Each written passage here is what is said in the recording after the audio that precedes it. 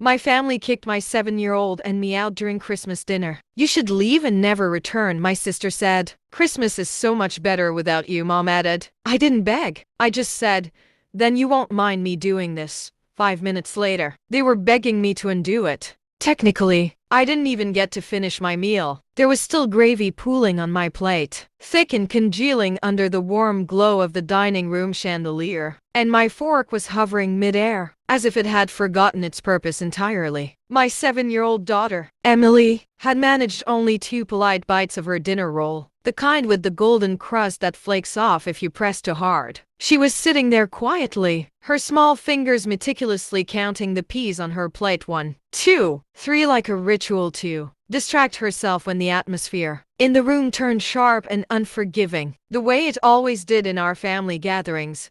Across the table, my sister's children were bouncing in their high-backed chairs, chattering over one another, in that chaotic symphony of youth that no one ever bothered to hush. Laughter erupted from them like fireworks, unchecked and wild, while Emily remained statue still, her wide eyes darting occasionally but her body rigid, already internalizing which children were expected to behave and which were allowed to run free. She knew the rules without being told. It was in the air, thick as the scent of roasted turkey and pine from the artificial tree in the corner. Directly opposite me sat my sister, Victoria Vicky to everyone but me, because I'd always called her by her full name, a small act of rebellion from our childhood. She was smiling that practiced smile, the one she'd honed over years of family photos and awkward social encounters, where her lips curved just enough to say, I'm being perfectly reasonable, while her eyes, sharp and calculating, whispered, I'm about to dismantle your world and label it setting boundaries. It was a look I'd seen 100 times. Usually right before she twisted a conversation to her advantage. Beside her lounged her husband, Mark, nodding along to the invisible rhythm of the room like a human, screensaver present but not truly engaged. He'd been orbiting our family for over a decade now, always a little too at ease in my parents' colonial-style home in suburban Connecticut, with its creaky wooden floors and the faint smell of mothballs from the attic. Mom was dabbing at the corner of her mouth, with a linen napkin embroidered with holly leaves, as if we were at some upscale holiday gala rather than the slow-motion implosion of a family dinner. My father, Robert Bob to everyone, stared down at his mound of mashed potatoes with the intensity of a man negotiating a life-altering deal, his fork prodding at the buttery peaks as if they held the answers to all our unspoken grievances.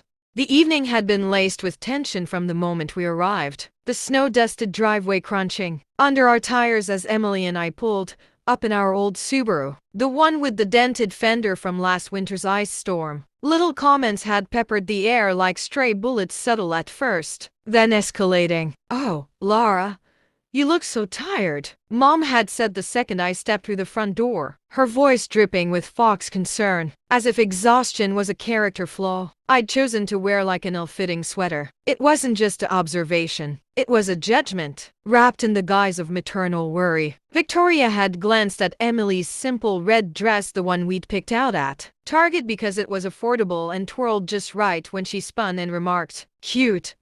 Very minimalist, her tone implying that a 7-year-old should arrive dressed for a red carpet event, complete with sequins and bows. Mark had chimed in with his trademark deadpan, asking with a straight face, so, are you still in that tight budget phase? As if my financial struggles were a temporary hobby I could snap out of with enough willpower. I'd smiled through it all, the way I always did, swallow the bitterness, nod politely, pretend it didn't sting. Because it was Christmas, because Emily was watching, her innocent eyes absorbing every nuance like a sponge, because I'd promised myself, in the quiet hours of the night leading up to this, that this year would be different, that I'd bridge the gaps, mend the fences, turn us into the picture-perfect family we'd never quite been. The house smelled of cinnamon candles and fresh-baked pies, the fireplace crackling softly in the living room where stockings hung unevenly from the mantel, each one embroidered with our names in gold thread, mine slightly faded from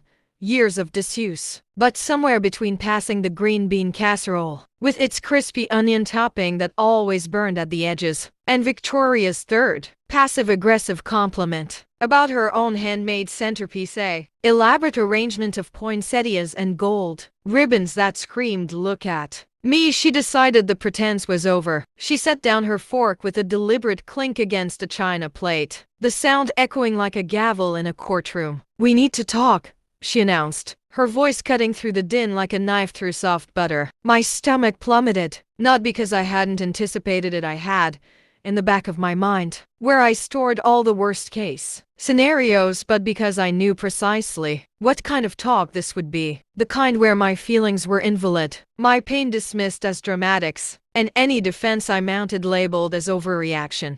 Victoria leaned back in her chair, crossing her arms over her cashmere sweater. It's been a lot lately, and Mom and Dad agree." She glanced at them for confirmation, her eyes expectant. Dad didn't look up from his potatoes, his fork still idly stirring. Mom didn't protest. She just folded her napkin neatly in her lap, her lips pursed in that familiar line of silent approval. Mark chewed slowly, methodically, as if this were the main course he'd been anticipating all evening. The emotional takedown served with a side of cranberry sauce. "Victoria," I said, keeping my voice steady, even, like walking a tightrope over an abyss. "What are you doing? This is Christmas."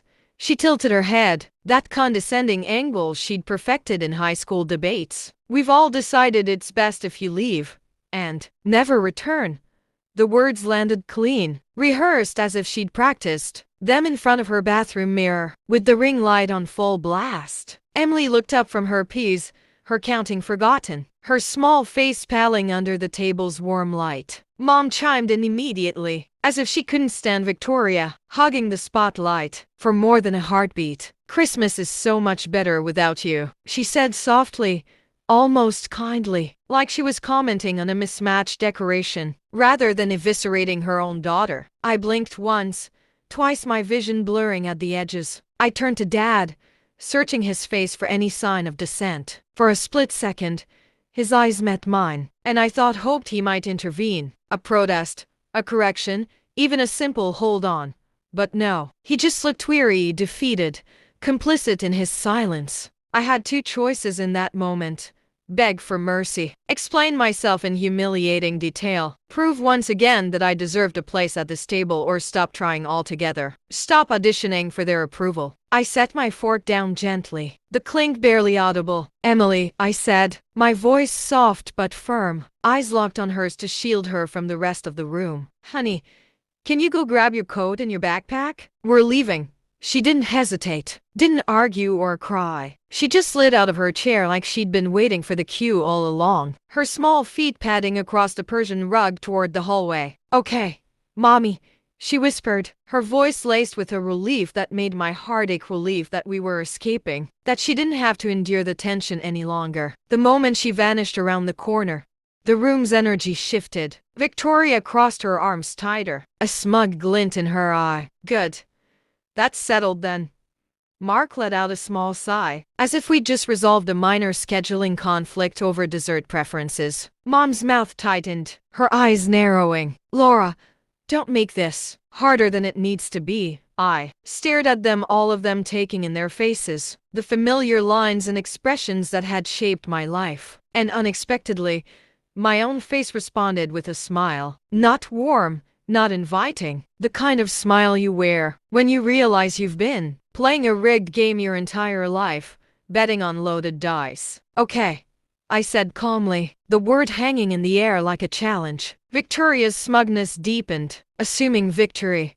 I stood slowly, pushing my chair back with a soft scrape against the floor. "Then you won't mind me doing this." They watched me, expectant, braced for tears or outburst. Instead, I walked past the dining room archway into the kitchen, my steps measured, the tile cool under my socks. I stopped at the cupboard near the end of the granite counter, the one where Mom stored her holiday platters, stacked high and dusty from disuse. I'd placed them there earlier that evening, tucked away behind the china like a secret I wasn't sure I wanted to reveal. I told myself I was being cautious, thoughtful, waiting for the perfect moment to share. Turns out, the perfect moment was the one where they declared me unworthy. I opened the cupboard door with a soft creak, pulling out 3 envelopes, plain, crisp, heavy stock paper. Each one bore a name in thick black marker. Mom, Dad, Victoria. Victoria's brows arched. What is that? Envelopes? Mark leaned back, scoffing. Are those cards or something? Mom actually laughed. A short, disbelieving bark. Laura, what are you doing? This is ridiculous. I met her gaze. Is it? Dad finally spoke, his voice flat and weary. If you're trying to guilt us. Oh, no. I interrupted, still smiling that cold smile. This isn't guilt. This is consequences. Victoria stood up, exasperated, her chair screeching. You think we need your gifts? You think we're going to miss whatever little trinket you've scraped together? Victoria stood up, exasperated, her chair screeching. You think we need your gifts? You think we're going to miss whatever little trinket you've scraped together? I didn't let her finish. I took the envelope labeled Mom and tore it straight down the middle. The rip was soft, paper yielding easily. But in the silence of that room, it echoed like thunder. Mom's smile faltered, her hand fluttering to her chest. Laura, I tore Dad's next slow, deliberate, the halves fluttering slightly as I held them. Dad's face tightened, his jaw clenching. Mark sat up straighter, his screensaver mode glitching. Victoria's smugness cracked at the edges, her eyes widening. Stop it. What are you? I tore hers last. No hesitation. The sound was final, decisive. I dropped the pieces onto the counter in 3 neat piles, like discarded wrapping paper after the gifts have been opened. There was a beat of silence, heavy and charged. No one moved. Then Mark barked out a laugh too loud, too forced. Okay, wow, that's insane. Victoria's voice sharpened. You're proving our point right now. Mom shook her head, as if witnessing a tragedy. This is exactly why I didn't argue. Didn't explain. I just turned away. Emily was waiting in the hallway, her coat zipped up to her chin, her backpack slung over one shoulder like a little soldier ready for retreat. She looked up at me with those big eyes, not surprised, but questioning. I took her hand, small and warm in mine. We're going, I said simply. We walked out the front door together, the cold December air slapping my face like a wake-up call, crisp and biting. Snowflakes drifted lazily from the sky, settling on the lawn where the neighbors inflated. Santa waved mockingly in the wind. As we stepped down the porch steps, the wooden boards creaking under our weight, I glanced back through the frosted window without intending to. Through the glass, I saw them staring at the counter, then stirring to life. Not angry anymore. Curious. Mom leaned forward first, picking up a torn piece, her fingers trembling slightly. Dad shuffled closer, peering over her shoulder. Victoria snatched a fragment, pressing it together like a jigsaw puzzle, her face transforming in real time. Smug to confused, confused to pale, pale to panicked. And then, through the pain, Mom's mouth opened wide in a silent scream. The sound reached me a second later as the door flew open behind us. Laura. Footsteps pounded fast, clumsy, desperate. Victoria's voice pitched higher than I'd ever heard. Wait, wait.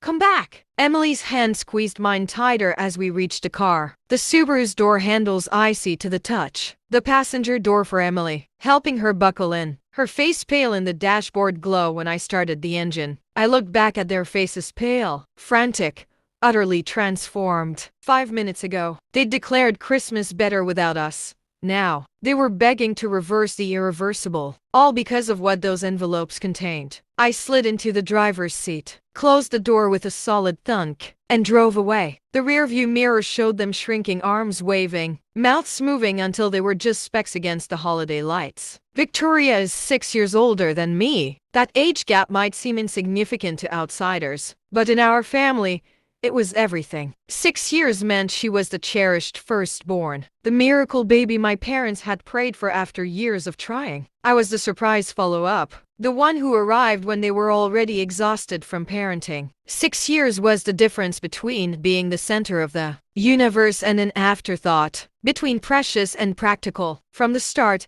Victoria was the golden child. Mom used to tell stories about how strangers in the grocery store would stop to compliment her. What a little lady, so well behaved, while I trailed behind, pushing the cart, being warned not to touch the candy displays. If Victoria cried, The world halted. Mom would drop everything to soothe her. If I cried, I was labeled dramatic or attention-seeking, sent to my room to think about my behavior. We didn't go home that night, too late, Emily exhausted. I pulled into a hotel off the interstate. Not a dingy motel, but a nice one with a lobby fountain and complimentary cookies. I booked a suite with 2 queens, Emily kicking off her shoes and claiming the bed by the window. We watched cartoons, ate vending machine treats. My phone buzzed incessantly. After Emily slept, I answered, Mom's voice, tearful.